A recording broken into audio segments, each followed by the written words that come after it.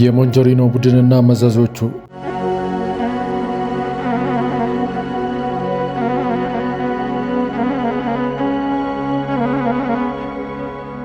ትግራይ ከጦርነት ማግስት ሰላምና መልሶ ግንባታን በናፍቆት እየጠበቀች ቢሆንም ህወሓት ግን አሁንም በስልጣን ሽኩቻ ተጠምደዋል። ህዝቡ የሰላም አየርን ለመተንፈስ ሲመኝ የአመራሮቹ ስልጣን ጥም ግን ሌላ መከራ እየወለደ ነው። ዛሬም እንዳስሰው በትግራይ እየታየ ያለው አዲስ የቡድን ክፍፍልና የህዝቡን ዋጋ ከፋይነት ይሆናል። በህወሓት ውስጥ ያለው ክፍፍል አሁን ላይ ግልጽ መድረክ ላይ ወጥቷል። በተለይም ሞንጆሪኖ በመባል የምትታወቀው ፈትለወርቅ ገብረ እግዚአብሔር የራሷን ቡድን በማደራጀት ለስልጣን የበላይነት የምታደርገው እንቅስቃሴ ለክልሉ አዲስ ስጋት ሆኗል። ይህ በቡድን የመደራጀት አካሄድ ድርጅቱን ለሁለት ከመክፈሉም በላይ የክልሉን የጸጥታና አስተዳደር መዋቅር ሽባ እያደረገው ይገኛል። ለግል ዝናና ለቡድን የበላይነት ሲባል የሚደረገው ይህ ሴራ በትግራይ ህዝብ ጫንቃ ላይ ሌላ ከባድ ሸክም እየጨመረ ነው። የሚገርመው ግን እነዚህ አመራሮች በቪላዎቻቸው ውስጥ ሆኖ ለስልጣን ሲሻሙ በሚሊዮን የሚቆጠሩ የትግራይ ተወላጆች አሁንም በመጠለያ ጣቢያዎች ውስጥ ይገኛሉ። መሰረታዊ አገልግሎቶች ባልተሟሉበት፣ ራብና በሽታ ህዝቡን እየፈተኑት ባሉበት በዚህ ወቅት ስርዓት አልበኝነት